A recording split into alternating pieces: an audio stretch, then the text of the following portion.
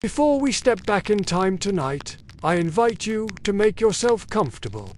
Perhaps you are lying in bed with the weight of the day slowly lifting from your shoulders. Perhaps you are listening elsewhere in a quiet corner, with the lights dim and the world around you settling into stillness. Wherever you are, whatever time it may be where you find yourself, this is your space for calm, for stillness, for reflection. And I'd like to ask you gently, as I always do, where are you listening from, and what time is it there? Hold the thought softly, like a pebble in your hand, as we begin this journey together. Tonight, we enter the vast world of the Persian Empire, one of history's greatest and most enduring powers. It stretched across continents, binding together peoples of many languages, many lands, and many ways of life. From the deserts of Persia to the fertile valleys of Mesopotamia, from the mountains of Anatolia to the banks of the Nile, its reach was immense. We often imagine Persia through images of grandeur, majestic kings on golden thrones, stunning palaces with intricate carvings, armies marching in endless lines across dusty plains. And such things did exist. But beneath the spectacle lay a reality far more fragile, a daily life filled with burdens, labor, and uncertainty. The Persian Empire was a world of brilliance and hardship interwoven. It was a place where farmers bent low in fields under the hot sun, where builders carved roads that stretched for hundreds of miles, where traders carried goods across deserts, and where soldiers bore the weight of conquest and defense. It was also a place of rituals and beliefs, of kings who sought legitimacy through the favor of gods, and of ordinary people who endured under systems too vast for them to control. Tonight, we'll take it slow and easy. We will begin with the daily lives of villagers, craftsmen, and nobles. We will step into the palaces of kings like Cyrus and Darius, listen to the hum of markets, and walk along the royal road that bound the empire together. We will pause in temples of Zoroastrian fire, sit beside families at their meals, and reflect on the hardships hidden behind the splendor. We will see how diplomacy, war, tribute, and survival intertwined, and how, in truth, most of us today would not endure such a world. This will not be a tale of glory told with fire and thunder. It will be calm, steady, and measured. A journey of observation and reflection. A journey not only through power and brilliance, but through fragility, inequality, and the quiet resilience of people who lived long ago. So let us begin. Imagine the Persian heartland at dusk. The heat of day has faded, and the air cools gently. The desert stretches wide and still, the horizon painted in red and violet. In the distance, a great palace rises, its stone columns tall, its walls carved with images of tribute from every corner of the empire. Figures of kings stand eternal upon the stone, their eyes gazing out across centuries and beyond. In villages and fields, ordinary lives continue. Lives of burden, lives of endurance, lives often unseen. It is here, in this vast empire of both brilliance and hardship, that our journey begins. Imagine waking in a small home built of mud brick, its walls warm from the sun of the day before. The air is still, faintly scented with smoke from a hearth where embers glow from last night's fire. The floor beneath you is hard-packed earth, cool against bare feet. This is a village home in the Persian heartland. It is not grand, but it is the shelter of a family. The roof is flat, used for drying herbs or grain. A courtyard opens to the sky, where chickens scratch and clay jars stand neatly arranged. There is little decoration, only what is needed: pots, tools, baskets woven from reeds. Life here is simple, and it must be, for survival allows few luxuries. The morning rhythm, the day begins at dawn. Men step out into the fields, carrying tools worn smooth by use. Women grind grain into flour, the steady rhythm of stone against stone filling the morning air. Children help where they can, fetching water from a well, gathering wood, tending goats. Breakfast is small, flatbread baked on a stone, perhaps dipped in yogurt or oil. Sometimes dates sweeten the meal, or a handful of nuts. For most, food is fuel, not feast. The Persian Empire was vast, and food varied across its lands. In fertile valleys like Mesopotamia, farmers grew wheat and barley, lentils and chickpeas. In drier regions, millet and dates sustained life. Goats and sheep provided milk and meat. Imagine the smell of flatbread baking, smoke rising in thin curls from clay ovens. Imagine the taste of sour yogurt, the sharpness of garlic, the sweetness of figs. These are small pleasures, taken quietly, shared among families. But harvests were never guaranteed. A season of poor rain could mean scarcity. Families stored grain in clay jars, guarding it carefully. Hunger was a quiet shadow, always waiting at the edge of life. Most Persians were farmers. From sunrise to dusk, they tended fields, guiding oxen as they plowed, bending low to weed, lifting heavy bundles of crops. The sun beat down, the soil clung to their hands, and the work never ceased. Others worked as craftsmen. In towns, blacksmiths hammered iron, potters shaped clay, weavers spun wool, traders carried goods along roads, exchanging textiles, spices, and metals. Labor was constant, survival tied always to the strength of hands and back. For women, daily life was bound to the household. They prepared food, fetched water, spun thread, wove cloth, and raised children. Their days were filled with tasks that sustained family survival. In wealthier homes, women managed servants or slaves, but responsibility still rested upon them. Imagine a woman seated at a loom, her hands moving steadily, the soft sound of thread slipping into place.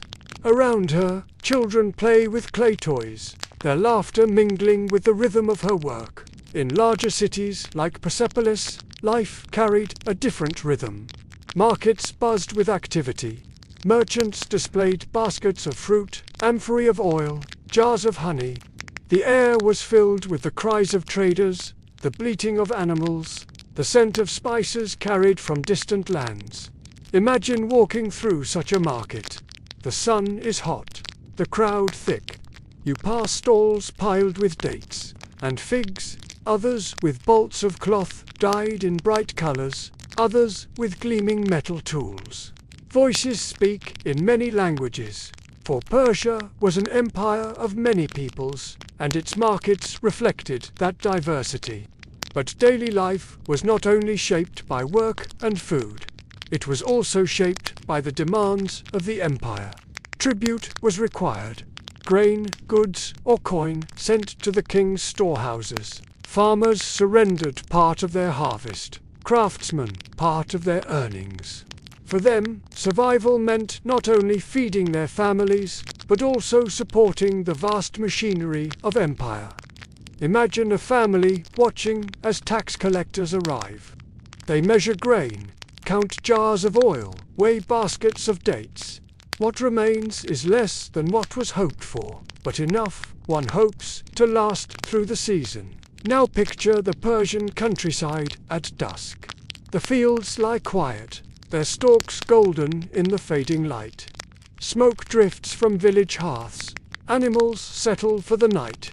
Families gather in courtyards, eating bread and lentils, their voices low and steady. In the distance, a great road stretches toward the horizon, linking villages to cities, cities to palaces, palaces to the center of the empire itself. For the people of Persia, life was woven into this vast system, fragile, demanding, enduring. For us today, it would be a world of constant labor, limited comfort, and uncertain survival. For them, it was simply life, the rhythm of existence beneath the shadow of kings. The Persian Empire was unlike anything the world had seen before. At its height, it stretched from the Aegean Sea to the valleys of the Indus, from the deserts of Egypt to the mountains of Central Asia. To rule such an empire required not only soldiers and administrators, but also image, symbols of power that reached across thousands of miles. It began with Cyrus the Great, born around 600 BCE. He rose from the land of Persia to unite tribes and conquer kingdoms. Under his leadership, empires like Media, Lydia, and Babylon fell into Persian hands.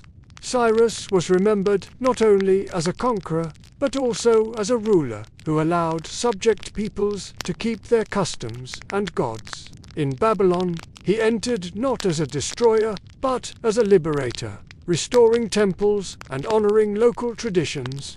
Imagine him entering Babylon, the great gates towering above, their blue tiles shining with images of lions and dragons.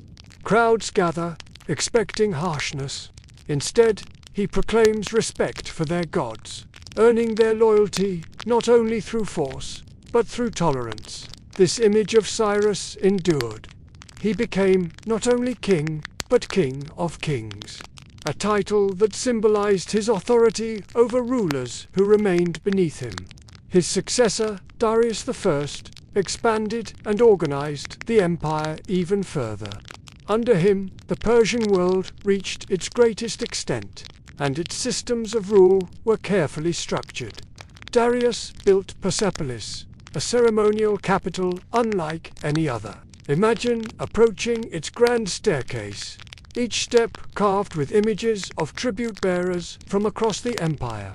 Medes, Egyptians, Greeks, Indians, all bringing gifts, gold, spices, animals, textiles, the empire's wealth displayed in stone. Inside, vast halls rose, supported by columns taller than trees. Reliefs depicted the king seated on a throne, servants and guards around him, petitioners bowing low. It was theatre as much as governance, the image of a ruler who stood above all others, chosen by the gods. Darius also built roads, including the Royal Road, stretching more than 1,500 miles. Along it, couriers carried messages swiftly, changing horses at waist. Neither snow, nor rain, nor heat, nor darkness of night could stop them. Words that later inspired other empires. Through these systems, Darius bound the empire together, tribute flowing in, orders flowing out. His power seemed unshakable, his authority absolute, but image was as vital as reality. The kings of Persia were not seen simply as rulers. They were chosen by Ahura Mazda, the supreme god of Zoroastrian belief. Their authority was divine, their rule more than political. Imagine standing before the reliefs at Persepolis. The king is carved taller than all others, his robes flowing, his beard meticulously detailed. Beside him, the symbol of Ahura Mazda hovers in the air, blessing his reign. Around him, smaller figures bow, their postures humble. Even in stone, the message is clear. The king is supreme, ordained, untouchable. Yet beneath this grandeur lay fragility. To rule such a vast land was to face constant rebellion. Egypt rose against Persian rule again and again. Greek cities in Ionia resisted. Internal rivals plotted. Even the kings themselves were vulnerable. Courts brimmed with intrigue, noble families sought influence, and succession was never certain. A ruler's life, no matter how golden, was always shadowed by risk. Imagine now the great audience hall of Persepolis. The king sits upon his throne, gold gleaming in torchlight, courtiers arrayed before him, tribute piled high. The air is heavy with incense, the sound of musicians soft in the background. It is the image of absolute power. Yet outside these walls, fields still wither in drought, rebellions stir in distant provinces, and soldiers march along dusty roads. The king's throne may be golden, but even here, survival carries uncertainty. Imagine approaching Persepolis, the ceremonial heart of the Persian kings. It rises above the plain, built upon a great stone terrace cut into the mountainside. The air is dry, carrying the scent of dust and stone. As you climb the broad staircases, each step feels deliberate, designed to slow your pace, to prepare you for the grandeur above. The first thing you notice are the reliefs. Along the stairways, figures are carved in endless procession. Delegations from across the empire carry gifts. Bactrians leading camels, Egyptians with jars of gold, Indians with spices and ivory, Medes with woven fabrics. Each group is distinct, their clothing and features carefully shown, yet all move in the same direction. Toward the king, imagine running your hand along the cool stone, the grooves of the carvings still sharp after centuries. In these images, the empire reveals itself, vast, diverse, yet bound together under one ruler. At the top of the stairs stands the gate of all nations. Tall columns rise skyward, their tops carved with bulls and lions. Massive stone figures guard the entrance. Winged beasts with human faces, protective spirits that mark the boundary between the ordinary and the divine. Passing beneath them, you feel small. The scale is immense, meant to impress, to humble, to remind each visitor that they step not into an ordinary palace, but into the very heart of an empire. Beyond lies the Apadana, the great audience hall. Its roof once rested on more than 70 columns, each rising taller than a tree, carved with animal capitals, bulls, lions, griffins, that seemed to watch from above. The hall could hold thousands, filled with courtiers, guards, and tribute-bearers. Imagine standing there as the king appears, seated on his throne, gold and jewels gleaming in torchlight. Around him, servants stand ready, guards grip spears, musicians play softly. The sound of sandals against stone echoes faintly. All eyes turn toward the king, who alone speaks, his voice carrying across the vast hall. The hall itself is not simply architecture, it is theatre. Its size, its carvings, its design, all exist to magnify the presence of the king, to make his power feel not only human, but divine. Around the great halls stood smaller palaces, built for the king's family and for ceremonies. Their walls were carved with scenes of the king hunting lions, or receiving petitions, or banqueting with nobles. Gardens surrounded them, watered by canals that brought life into the arid land. Imagine walking through one of these gardens at dusk. The air cools, water flows gently in channels. The scent of flowers lingers. Servants move quietly, tending lamps, preparing for feasts. In such spaces, the Persian king displayed not only power, but also abundance, the ability to command life itself in an unforgiving climate. Persepolis was not a city in the ordinary sense. It was not filled with markets, crowded homes, or bustling streets. It was ceremonial, a stage upon which the empire's order was displayed. Tribute flowed here during festivals, particularly the New Year, when rulers of distant lands arrived with gifts. Here, power was renewed, reaffirmed, and projected outward. But for all its splendor, Persepolis also carried fragility. It depended on the empire's wealth, on tribute and labor drawn from distant provinces. Its very existence was a reminder of the burdens placed upon farmers, craftsmen, and subjects who supported its grandeur. Without their toil, its columns would never have risen, its reliefs never carved. Picture Persepolis at twilight. The setting sun paints the columns gold, shadows lengthen across the stone terrace. and the carved figures seem almost to move in the fading light. Torches are lit, their flames flickering against polished walls. Musicians play softly, the scent of incense drifts through the air. In that moment, the palace feels eternal, yet we know it is not. One day, Alexander the Great will march here, and fire will consume these halls. The splendor of Persepolis, built to project permanence, was, in truth, as fragile as the empire it symbolized, though the Persian Empire was vast and diverse, containing many peoples, languages, and gods. One belief rose to prominence: Zoroastrianism. It was more than religion. It was a framework of order, morality, and legitimacy. It taught that life was a struggle between truth and falsehood, light and darkness, creation and destruction, and it placed the king, chosen by Ahura Mazda, at the center of this balance. Imagine entering a fire temple. The building is simple, built of stone, its walls plain. Inside, the air is cool, still, and faintly scented with herbs. At its center burns a sacred flame, tended carefully by priests.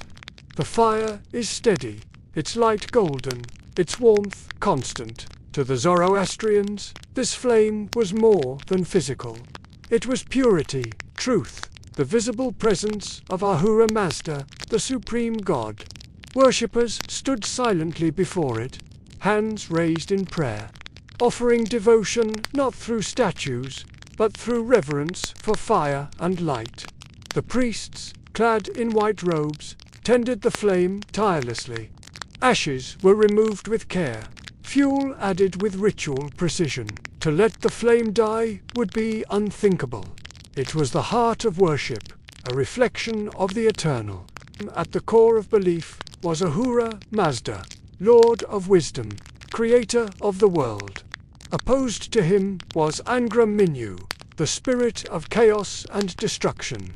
Life was a constant choice between these forces: truth or lie, creation or decay, order or disorder. Imagine standing beneath the open sky at dawn. The first rays of sunlight touch the land, the air fresh and still. To the Zoroastrians, this moment was sacred. Light pushing back darkness, truth prevailing over falsehood. Every sunrise was both ordinary and divine. Daily life was filled with rituals meant to preserve purity. Water was sacred, fire was sacred, earth was sacred. Contamination was feared, for it was believed to give strength to the forces of chaos. Corpses, for example, were not buried in the earth, nor burned in fire, but placed in towers of silence, where birds consumed them and the elements stripped them bare, a way to keep earth, fire, and water unsullied. Imagine such a tower, a circular stone structure, its walls high, standing alone against the sky. The silence is deep, broken only by the cry of birds. It is solemn but not fearful. To the Persians, it was the proper order, a way to return the body to nature without corruption. In religion also bound people to the king. Persian rulers were not gods themselves, but they ruled by divine favor. Reliefs at Persepolis show Darius raising his hand toward the winged symbol of Ahura Mazda, receiving legitimacy. To obey the king was to uphold truth and order. To rebel was to side with chaos and falsehood. Imagine a ceremony in Persepolis. The king seated upon his throne, priests nearby, courtiers assembled. Incense burns, the sacred fire glows, hymns rise softly. The king raises his hand in prayer, his authority sanctified before the eyes of all. The ritual is both spiritual and political, binding faith to power. But the empire was vast, and Zoroastrianism was not its only faith. In Babylon, people still worshipped Marduk. In Egypt, offerings were made to Ra and Osiris. In Anatolia, local gods remained strong. Cyrus and Darius allowed these traditions to continue, so long as loyalty to the empire was upheld. Markets echoed with prayers in many tongues. Temples rose to many gods. Yet through it all, the flame of Zoroastrianism remained central, a quiet but steady force, shaping the empire's identity. Picture now a Persian village at night. The sky above is scattered with stars, the air cool and still. In a small temple, a priest tends a fire, its light flickering against stone walls. Outside, families gather in courtyards, speaking softly, watching the flames of their own hearths. The world is vast, uncertain, filled with struggle. But in the steady glow of fire, there is comfort, purity, and a sense of order. For the Persians, faith was not only worship, it was rhythm, meaning, and guidance. A constant reminder that survival was not just labor, but also a struggle between truth and falsehood, light and shadow. To govern an empire that stretched across thousands of miles, the Persians needed more than palaces and armies. They needed connection. The solution was one of the marvels of the ancient world, the royal road. Imagine standing upon this road. It stretches wide and straight before you, paved in some places, beaten earth in others. Along its length are markers and signs, stations where travelers can rest, wells where water is drawn.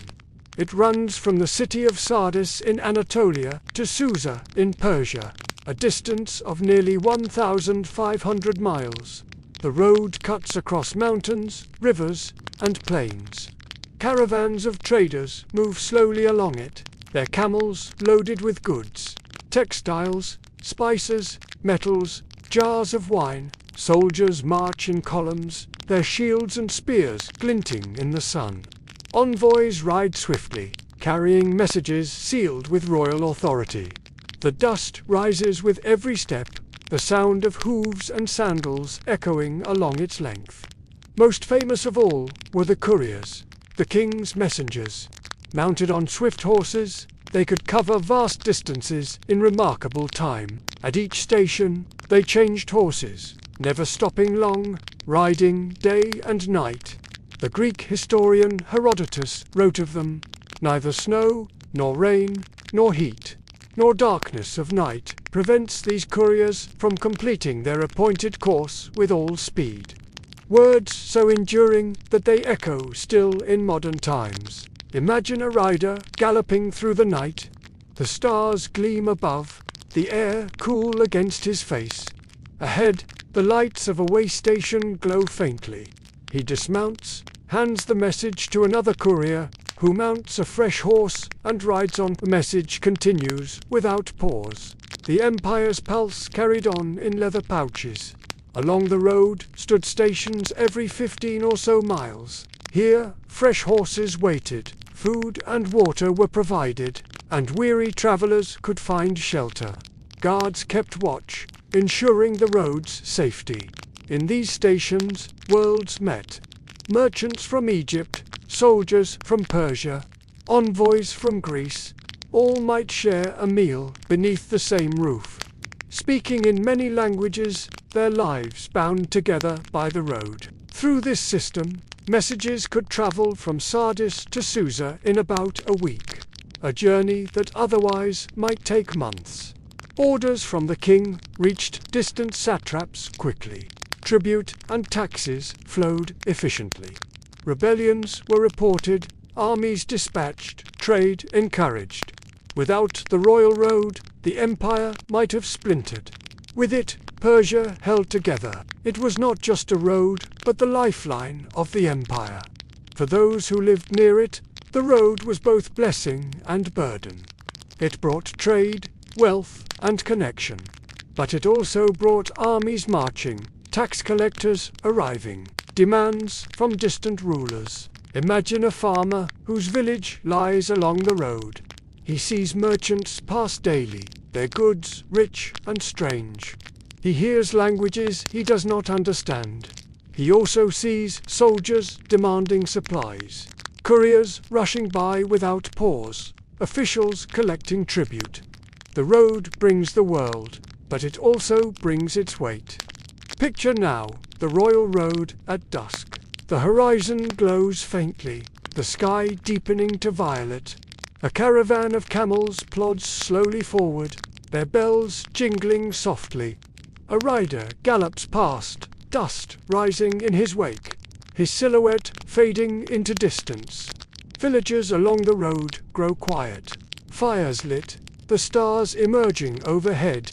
The road is never silent, never still. It is the Empire's breath carrying words, goods, and burdens across lands too vast for any other system to bind. For those who walked it, it was a path of survival and uncertainty. For us, used to instant connection, its distances and demands would be almost unimaginable. The Persian Empire was immense, far larger than any empire before it. To govern such territory, the kings developed a system, both practical and symbolic. The division of the land into satrapies. Imagine a map unrolled upon a wooden table. The empire is divided into provinces, each ruled by a satrap or governor. There were more than 20 such satrapies, each with its own people, customs, and challenges. Some stretched across fertile river valleys, others across arid deserts or rugged mountains. The satrap was powerful. He collected taxes, maintained order, and commanded troops in his province. His palace might stand upon a hill, overlooking villages and markets. Courtiers, scribes, and soldiers filled its halls, carrying out the business of governance. But the satrap was never independent. He ruled in the king's name. His coin bore the king's image. His authority rested on royal favor, and his actions were watched closely. Each satrapy was required to send tribute to the king. This could be grain, livestock, gold, silver, or crafted goods. Herodotus described the system in detail. The Indians sent gold dust, the Egyptians grain, the Babylonians silver. Imagine caravans of tribute arriving in Persepolis. Camels laden with sacks of grain, ox carts carrying jars of oil, porters bearing baskets of fruit and cloth. At festivals, this tribute was presented before the king. The wealth of the empire made visible in endless procession. For the people, however, tribute was a burden. Farmers saw part of their harvest vanish into tax collectors' hands. Craftsmen surrendered their goods. Small villages bore the weight of an empire's grandeur. The kings knew the danger of allowing satraps too much independence, so they created systems of oversight. Each satrapy had not only a governor, but also a military commander and a royal secretary, who reported directly to the king. Inspectors, known as the king's eyes and ears, traveled secretly, observing, listening, ensuring loyalty. Imagine a satrap at dinner, reclining on cushions, eating roasted lamb and dates, his courtiers around him. Into the hall walks a messenger from the king. The room falls silent. A scroll is unrolled, commands read aloud. The satrap bows his head, reminded that no matter his local power, he is but a servant of the great king. Another key to governance was tolerance. The Persians allowed subject peoples to keep their languages, religions, and local traditions. In Babylon, temples to Marduk remained active. In Egypt, priests continued their rituals. The Persians did not erase cultures, they absorbed them, weaving them into a larger whole. This tolerance eased resentment. A farmer in Egypt still worshipped the gods of the Nile. A merchant in Babylon still honored his city's deities. What bound them to Persia was not forced belief, but tribute and loyalty. Life at a satrap's court mirrored the grandeur of the kings, though on a smaller scale. Banquets were held, courtiers debated, musicians played. Officials kept records on clay tablets or parchment. tracking taxes, trade, and law. Imagine entering such a court. The air smells of roasted meat and spiced wine. Scribes sit at low tables, their reeds scratching upon clay. Guards stand by the doors, spears in hand. Courtiers speak in hushed tones, aware that favor or disfavor can shift with a single word. For all its structure, the system was fragile. Satraps sometimes grew ambitious, using their power to challenge the king. Rebellions erupted, and armies marched to restore order. The empire depended not only on systems, but on constant vigilance. Imagine a distant satrap, feeling the pull of independence. He delays sending tribute, trains his soldiers, whispers to allies. Word reaches the king. Couriers ride, soldiers march, inspectors arrive. Rebellion is crushed, loyalty restored. For now, picture now the empire at dusk, seen from above in the imagination. Villages glow with small fires. Roads stretch like veins across the land. In each satrapy, governors work, scribes record, soldiers patrol. Tribute flows slowly toward the center, like rivers feeding the sea. The system is vast, intricate, and carefully balanced. It allows one man, seated upon a golden throne, to rule millions across lands of unimaginable diversity. But beneath its order lies constant fragility. And for those who lived within it, survival meant navigating not only the burdens of labor, but also the demands of empire. To live in the Persian Empire was to live in a land of contrasts. On one table, peasants ate simple bread and lentils, their meals plain, their stomachs often not quite full. On another, nobles dined upon roasted meats, fine wines, and fruits carried from distant provinces. Food revealed both the empire's abundance and its uneven weight. For most, food was simple and repetitive. Bread was the staple, baked daily from wheat or barley. It was dense, flat, and eaten with every meal. To this, they added lentils, beans, onions, and garlic. Yogurt or cheese from goats and sheep provided protein. Dates sweetened meals, their sticky flesh a rare pleasure. Imagine a farmer's family seated on the floor of their mud-brick home. Before them is a clay bowl of stew, lentils simmered with onions, flavored with herbs from the field. Beside it, bread still warm from the oven. The children dip their hands eagerly, tearing bread, scooping stew, eating quickly. It is filling enough, but never abundant. Meat was rare, reserved for festivals or special occasions. A chicken might be slaughtered for a feast, or a goat shared among neighbors. For most, it was a rare luxury. Hunger was a constant shadow. A poor harvest meant thin meals, smaller portions, jars of grain carefully rationed. Families stored grain in clay bins, guarded against spoilage or theft. In winter, supplies dwindled, and meals grew smaller, thinner. Imagine a winter night in a village. The fire burns low, the stew pot nearly empty. A mother divides what is left. A spoonful for each child, a small piece of bread for herself. Outside, the wind howls. Inside, survival is counted in bites. In contrast, the nobility dined in splendor. Banquets were frequent, hosted by satraps and kings to display wealth and generosity. Roasted lamb and beef were served. Spiced rice, fruits from distant lands, sweet cakes drenched in honey, wine flowed freely, diluted with water, perfumed with herbs. Imagine entering such a hall. The air is rich with the scent of roasted meat and spices. Musicians play softly in the background. Courtiers recline on couches, drinking from silver cups. Servants move constantly, bringing platters piled high. The tables gleam with abundance, a stark contrast to the meager meals of villagers. Food was more than nourishment. It was symbol.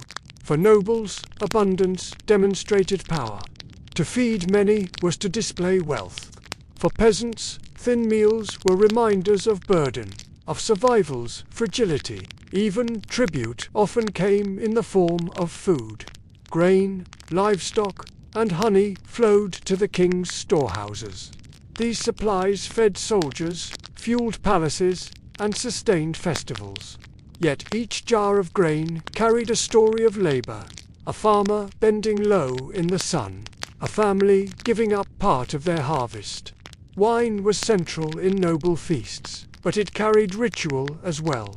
In Zoroastrian ceremonies, hauma, a sacred drink made from a mysterious plant, was consumed as offering, symbolizing vitality and strength. Its taste was bitter, its meaning divine. Imagine a priest raising a cup of hauma, chanting softly, the fire flickering nearby.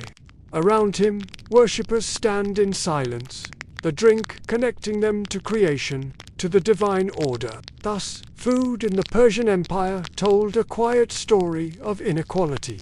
For some, it was scarcity, measured in crumbs and rationed grain. For others, it was abundance, measured in overflowing platters and endless feasts. The empire's wealth was vast, but it was not shared evenly. Most lived on the edge of hunger, while a few dined in extravagance. Picture now to meals at dusk. In a village, a family sits around a dim fire, eating bread and lentils, their voices hushed, their portions small. In a palace, nobles recline on couches, music filling the air, wine flowing freely, platters replenished as soon as they empty. Both belong to the same empire. Both sustain life, but they reveal the stark truth. Survival in Persia depended not only on the land, but on place within society's vast hierarchy. For most, food was fragile, burdened, uncertain. For us today, it would be difficult, even unthinkable, to endure. The Persian Empire was not held together by palaces and tribute alone. It was held together by armies. Countless men drawn from across its satrapies, marching under the banner of the king. War was both the source of expansion and the burden of survival. For many, military service was not a choice, but an obligation. Farmers were conscripted, leaving fields untended. Craftsmen left workshops, merchants left markets. They carried spears, bows, or simple shields, their armor plain, their supplies minimal. Imagine a farmer summoned to war. His field lies green with growing wheat. His family depends on the harvest. Yet he sets down his plow, lifts a wooden spear, and joins a column of men marching into the distance. Behind him, his wife and children watch silently, uncertain if he will return. At the heart of the army were the Immortals, the elite corps of 10,000 soldiers who formed the king's personal guard. They were called Immortals because their number never appeared to diminish. If one fell, another immediately replaced him. They wore robes over their armor, carried wicker shields, short spears, and bows. They were disciplined, trained, and richly supplied. Wherever the king traveled, they stood at his side, a living symbol of Persian power. Imagine their ranks in procession, spears glinting in sunlight, their steps perfectly matched, their faces calm. For those who saw them, they seemed unbreakable, eternal. Yet beneath the title, they were men, burdened by fatigue, hunger, and fear. The march of a Persian army was immense. Tens of thousands moved together, soldiers, horses, wagons, servants, and animals of burden. Dust rose in great clouds, obscuring the horizon. The sound of footsteps, hooves, and creaking wheels filled the air. Supplies were a constant concern. Grain, water, and fodder for animals had to be transported in endless quantities. Villages along the route were expected to provide food, draining local stores. For those who lived in their path, armies brought not protection, but hunger and disruption. Imagine a small village as the army approaches. Soldiers flood the streets, wells are emptied, barns stripped of grain, families hide what little they can. By the time the column moves on, silence returns. But so too does scarcity. On campaign, soldiers endured exhaustion. They marched beneath burning suns, through deserts where water was scarce, across mountains where snow bit at their skin. Tents were few, comforts absent.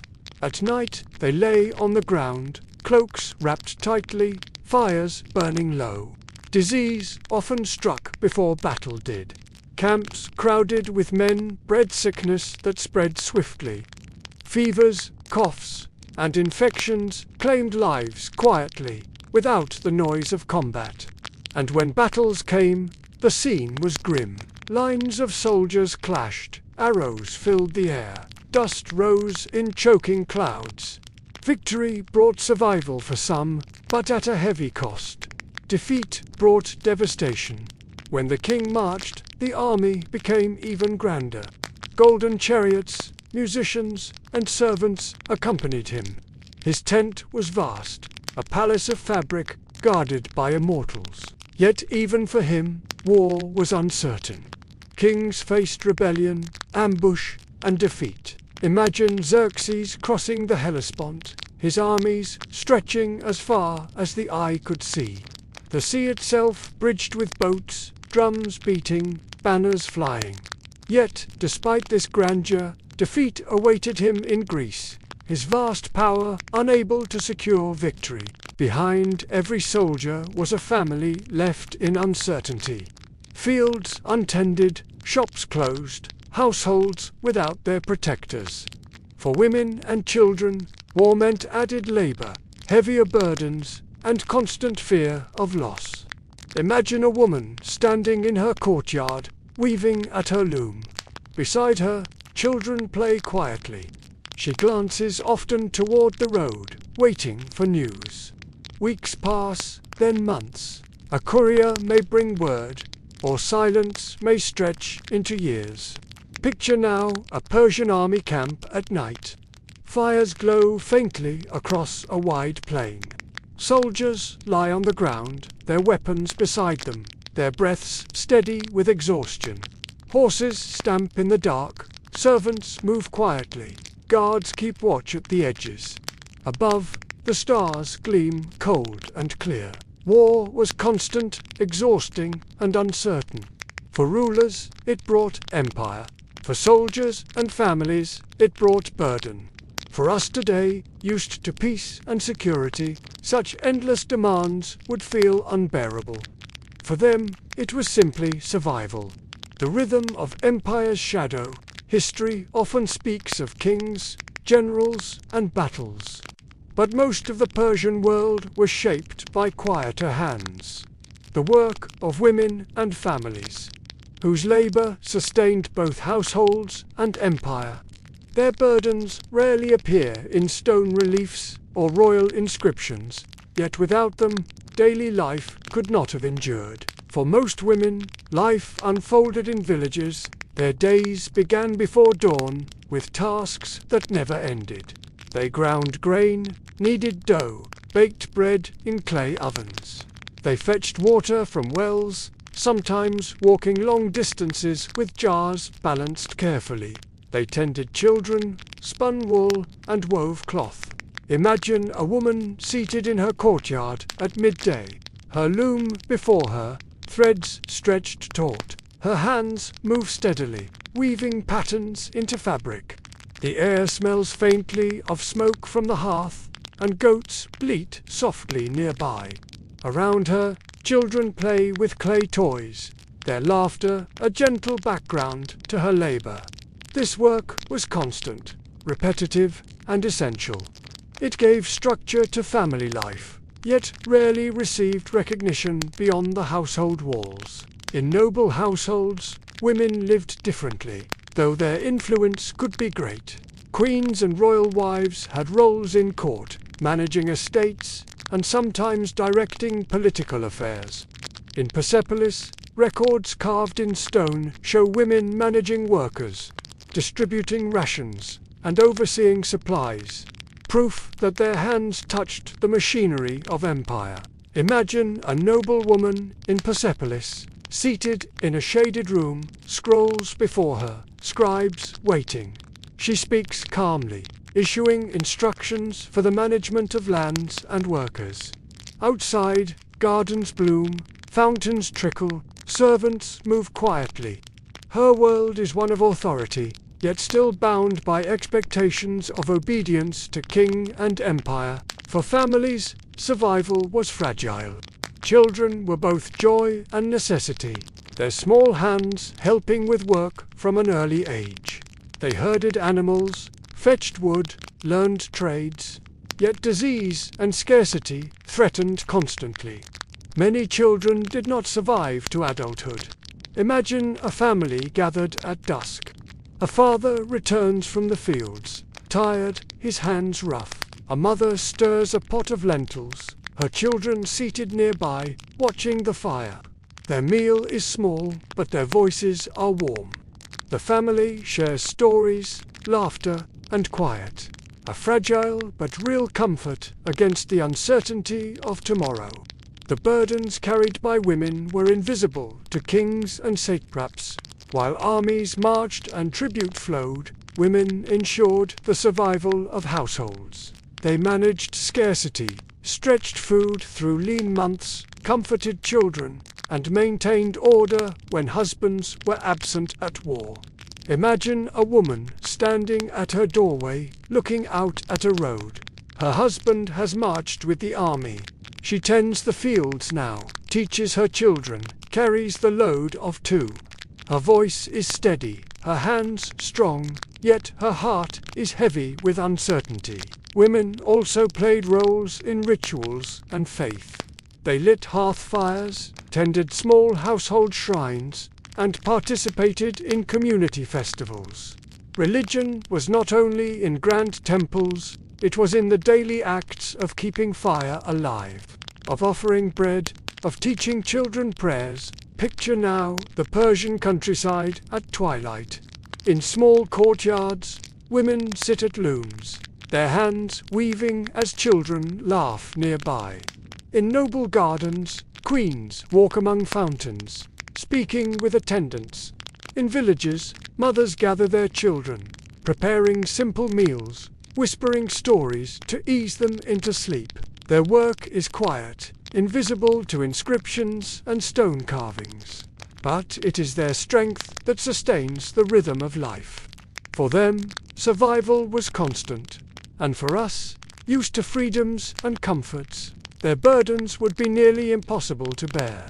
The splendor of the Persian Empire, its palaces, roads, gardens, and armies, did not rise from the hands of kings alone.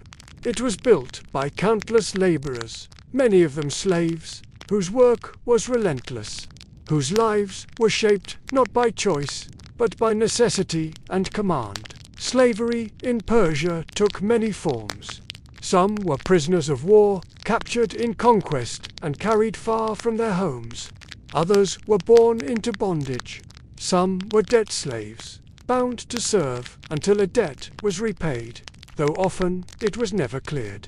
Their work varied. Some labored in households, grinding grain, fetching water, tending animals. Others worked in fields, bent low in the sun, harvesting crops that were not their own. The harshest labors were in mines and quarries, where men and women alike toiled in darkness, chipping stone or extracting silver for the empire's wealth. Imagine a quarry at dawn. The air is cool, but already filled with dust. Workers strike stone with heavy tools, their muscles aching, the sound echoing across the valley. Overseers watch, their voices sharp, ensuring the work does not stop. For the laborers, the day will stretch long, with little rest, little reward.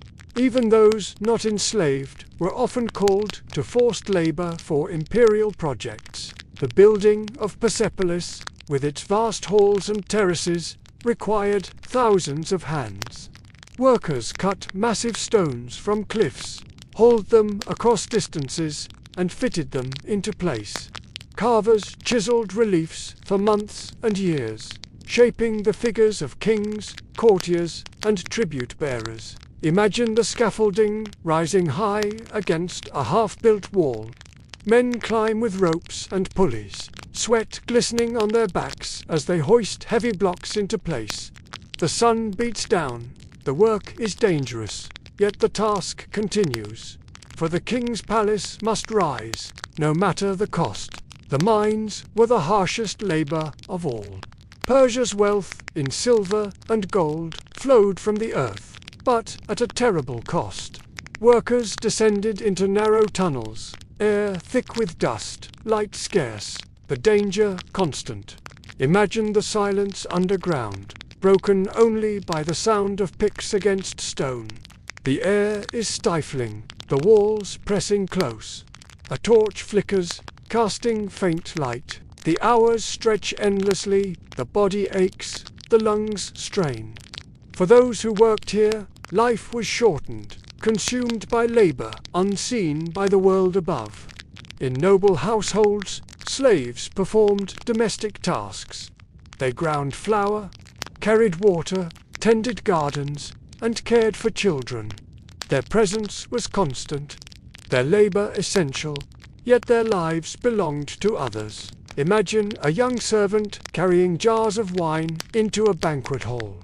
He moves quickly, eyes lowered, careful not to stumble. Around him, nobles laugh and feast, oblivious to his weariness. For them, he is invisible. For him, survival is obedience. When we look at the grandeur of Persepolis or the wealth of Persian palaces, it is easy to forget the human cost. Every column carved, every stone set, every jar of tribute carried. All came through hands that bore the weight of empire. For kings, these projects displayed glory. For workers, they were exhaustion. For slaves, they were life itself, bound by chains of circumstance and command. Picture now the contrast. In one place, a noble reclines at a feast, drinking wine from a golden cup, music filling the air. In another, a quarry resounds with the clang of tools, workers laboring in dust and heat. In one, splendor, in the other, survival through unending toil. The empire glittered, but its brilliance rested upon backs bent low. For us today, accustomed to freedoms and comforts, such endless labor would be unbearable. For them, it was simply the weight of empire, a burden carried in silence, generation after generation. The Persian kings liked to portray their empire as eternal, orderly, and divinely ordained. Reliefs at Persepolis show delegations from across the world, bowing in harmony, bringing tribute with smiles of loyalty. Yet reality was never so neat. Beneath the surface, rebellion stirred often, and the empire's survival depended as much on suppression as on splendor. Among the most frequent rebels were the Egyptians. Proud of their ancient traditions, they resisted foreign rule time and again. Under Darius, revolts broke out, and later, under Xerxes, temples in Egypt were defaced as punishment. Imagine a priest of Ammon standing before a temple in Thebes, its inscriptions chipped away, its walls marked by Persian authority. He whispers prayers to gods that foreign kings do not honor, his heart heavy with quiet defiance. For him, subjugation is a daily wound. Egypt's revolts were harshly put down, but they never truly ceased. Like the Nile, resistance flowed steadily, carving fissures into Persian authority. Babylon, too, rose repeatedly against Persian rule. The city that had once been the jewel of Mesopotamia chafed at being reduced to a province. Its walls were tall, its people proud, its gods ancient. Imagine a Babylonian crowd in the marketplace, voices rising in anger as taxes increase, as Persian officials demand tribute. Whispers turn to plans. Plans turn to action. For a time, rebellion blooms, until Persian armies arrive, overwhelming walls, silencing voices, and punishing leaders. Farther west, Greek city-states were another source of defiance. The Ionian Revolt, beginning in 499 BCE, shook Persian control along the coast of Anatolia. Athens and other Greek cities joined, sparking conflict that would lead to the famous Persian Wars. Imagine a Greek harbor in flames. Ships burning against the dark sea as rebels strike against Persian garrisons. The smoke rises into the night sky, visible for miles, a signal of both defiance and danger. For the Persians, it is not merely a rebellion. It is the beginning of decades of war.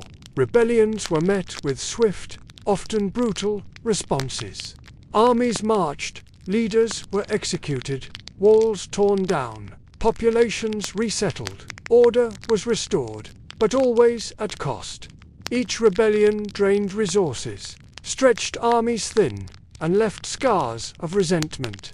The kings used both fear and tolerance. In some cases, temples were rebuilt, local customs respected, rebels pardoned. In others, harsh punishment fell. The balance shifted constantly, never perfect, never secure. For all its systems, the empire was fragile. Roads and couriers spread news quickly, but also spread word of revolt. Satraps were powerful, but could also become ambitious. The very size that made Persia great also made it vulnerable. Imagine standing on the terrace of Persepolis, looking out across carved reliefs of tribute bearers. The stone proclaims unity, but you know that beyond the horizon, somewhere, rebellion is stirring. A village whispers defiance, a city plots resistance. The image of order is real, but only on the surface. Picture now the empire at night, seen in the mind's eye. Fires burn in villages across vast lands. Some fires are for warmth, some for worship, some for rebellion. The king sleeps in his palace, guarded by immortals, yet far away, voices whisper in defiance.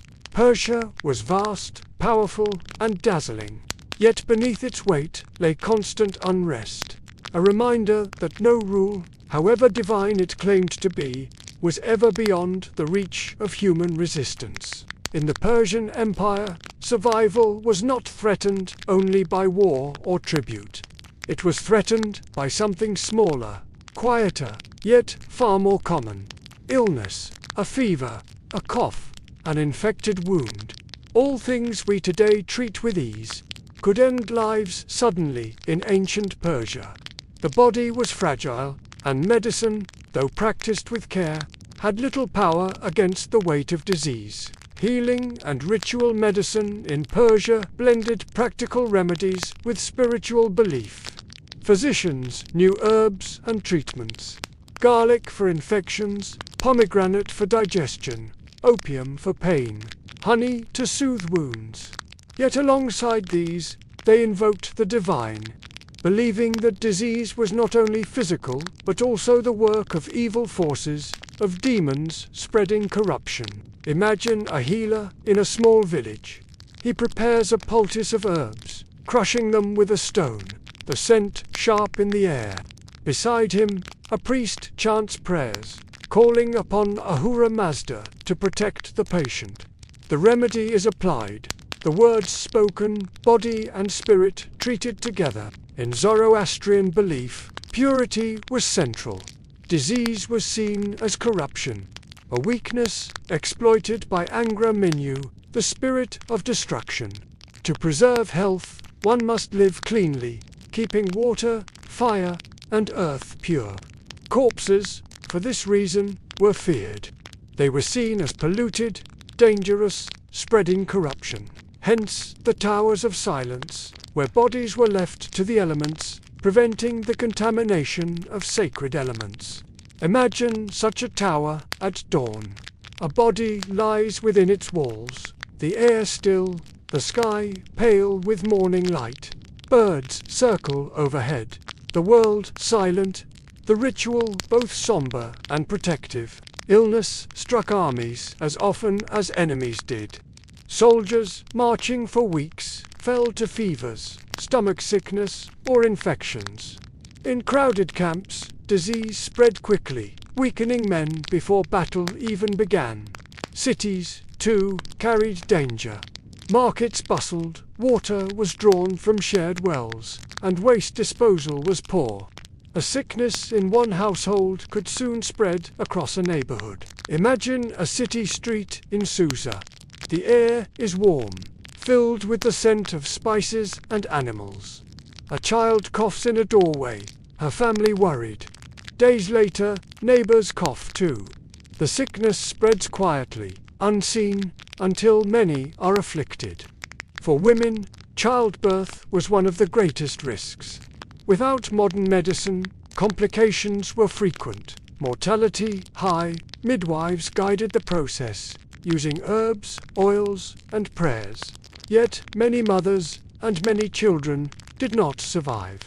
Imagine a dimly lit room, a woman in labor, her family gathered anxiously outside. A midwife tends her, whispering encouragement, offering herbs to ease pain. Hours pass slowly, uncertainty heavy in the air. For every safe birth, another ended in tragedy. Some treatments helped. Honey cleansed wounds, certain herbs eased pain, diets soothed the stomach.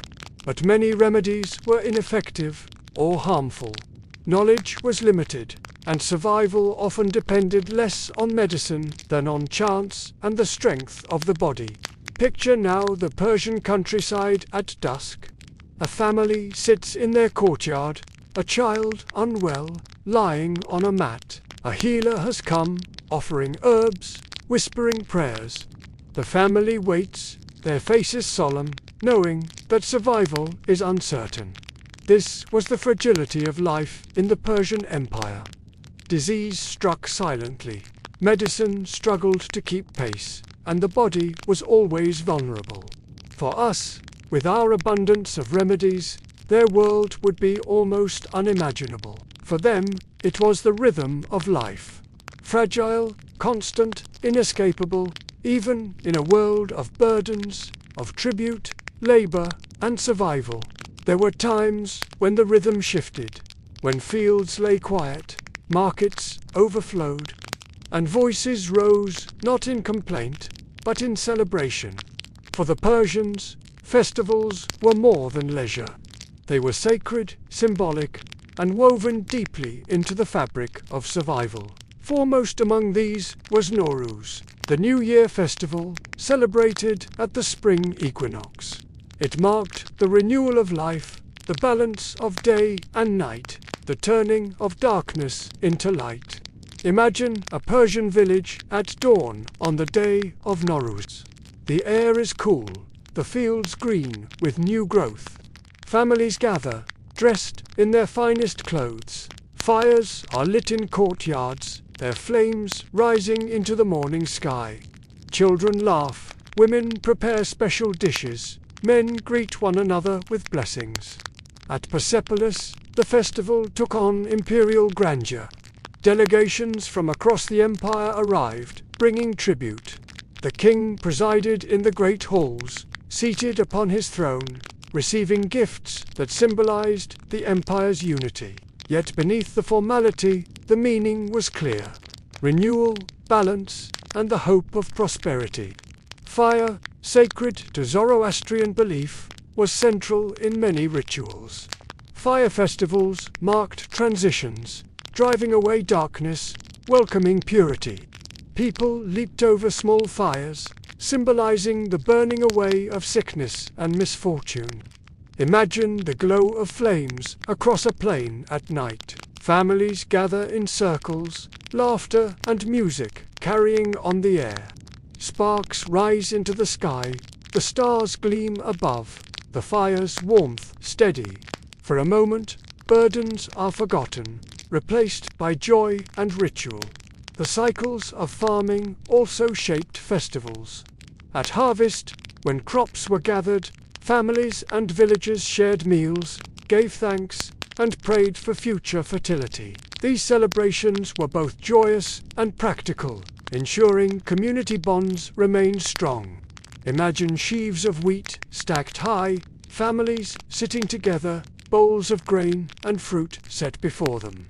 The air smells of bread baking, of roasted lamb, of honey poured over cakes.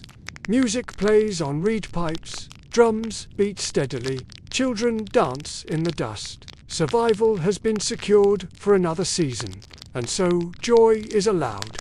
Rituals often involved sacrifice, not of humans, but of animals. Goats, sheep, or cattle offered to the gods. The meat was shared among families, ensuring not only devotion, but also nourishment. Imagine a priest raising his hands in prayer, the smell of roasted meat filling the air. Families gathered to share. The act was sacred, but also practical, feeding body and spirit together. In palaces, festivals were spectacles.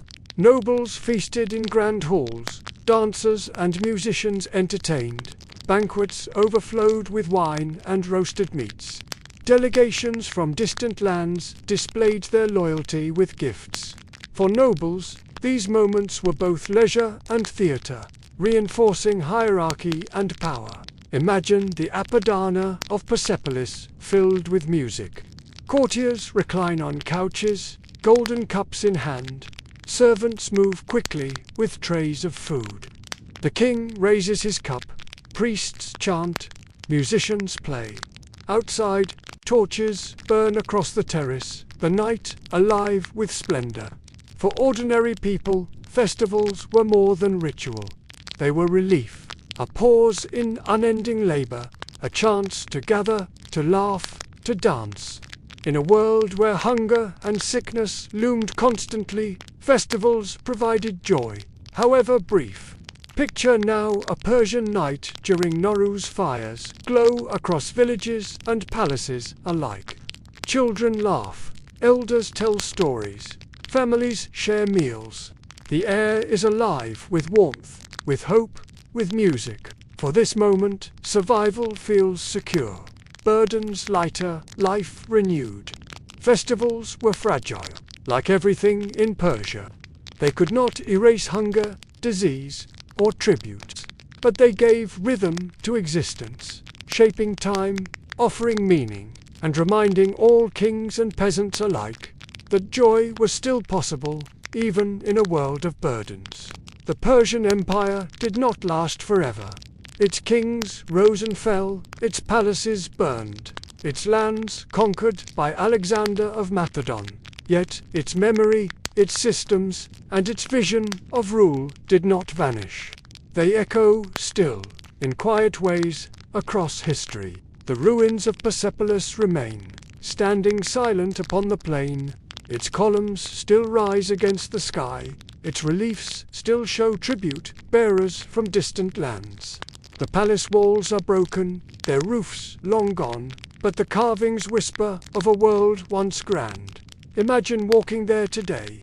The air is dry, the sun fierce. Shadows fall across stone staircases, where processions of carved figures climb endlessly toward the king. You touch the stone. Cool, rough, ancient. The silence is deep, yet within it you sense voices. Musicians, courtiers, petitioners, kings. The ruins speak of both grandeur and fragility. The title King of Kings endured long after Persia's fall. It was more than a name. It was an idea of authority layered upon authority, of one ruler holding sway over many others. Later empires, from Rome to Byzantium to medieval kingdoms, echoed this vision in their own titles and ceremonies. Imagine a coronation centuries later, in lands far from Persia. A crown is placed upon a ruler's head. A voice proclaims him Lord of Lords, King above kings. Though Persia has fallen, its idea lives on, shaping authority across ages. The Persian royal road was the ancestor of later networks of empire. Rome, centuries afterward, would build its own roads, carrying armies and messages swiftly across lands. Even today, when we think of infrastructure binding together vast nations, we echo Persia's vision of communication. Zoroastrianism, too, left echoes. Its ideas of dualism, of light against darkness, truth against falsehood, influenced later faiths. Concepts of angels, demons, and final judgment passed into Judaism, Christianity, and Islam, shaping beliefs that endure into our own time. Imagine a Zoroastrian priest tending a fire, centuries before such ideas spread. The flame glows steadily, the air warm, the chant low and steady.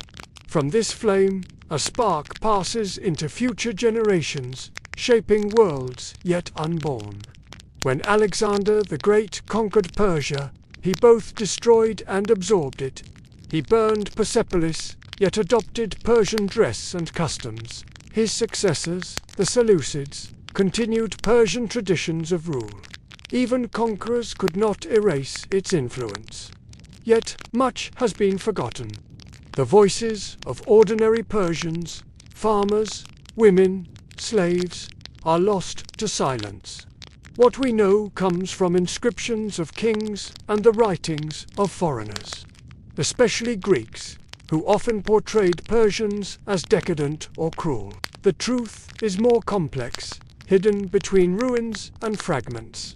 Picture now the Persian Empire as it exists in memory, columns standing alone on a plain, carved stone figures frozen in procession, ancient texts describing kings and battles, fires tended still by Zoroastrian priests, their glow linking present to past. Persia's empire has fallen, but its legacy endures. Inroads, in faiths, in ideas of kingship, in ruins that whisper of grandeur. Its memory is both faint and lasting, fragile and eternal. A reminder that even great empires fade, yet leave behind shadows that shape the world. We have wandered far through the Persian Empire tonight. We have walked the dusty roads of villages, stepped into the audience halls of Persepolis, and sat quietly before the glow of sacred fire. We have seen the burdens of tribute, the weight of labor, the demands of war, the fragility of health. We have also glimpsed the splendor, the banquets of nobles, the festivals of Nowruz, the gardens of kings, the visions carved in stone. And through it all, a pattern emerges. The Persian Empire was a world of brilliance, but also of burden. Its palaces glittered, but only because farmers bent in fields. Slaves toiled in quarries, families rationed grain. Its kings claimed divine favor, but they ruled always against the shadow of rebellion and unrest. Its armies marched endlessly, yet their victories brought as much suffering as glory. For those who lived within it, survival was constant. Every meal depended on labor, every season on uncertain harvests, every life upon fragile health. For us today, accustomed to abundance, safety, and medicine, to live in Persia would have been almost impossible. We would not have survived long in such a world. And yet, in imagining their lives, we gain something. We see their resilience, their ability to find joy in festivals, to weave beauty into fabric, to carve stone into art, to sustain families against endless burdens. We see the roots of ideas and systems that shaped our own world: roads, governance, faith, and memory. Now, as our journey ends, the images of Persia can fade. The grand columns of Persepolis dissolve into shadow. The armies vanish into dust. The sacred fires burn low, their glow soft and steady, before fading into darkness. The voices of kings, of farmers, of priests, of families, all grow quiet. What remains is only the present moment. Your breath, steady and calm. the safety of your own space, the quiet of night around you. As you rest here, let Persia's burdens slip away. Let its grandeur and fragility drift into silence. The empire has ended, its memory stored in stone and story. You remain here, in peace, in calm, in comfort. And now, as the story closes, gentle music will follow. Slow, steady, unhurried, like footsteps fading on a long road, like a fire's embers glowing low, like the tide of breath itself. Let it carry you softly until thought dissolves, and sleep takes you gently, completely. The Persian Empire is behind us now. What remains is rest.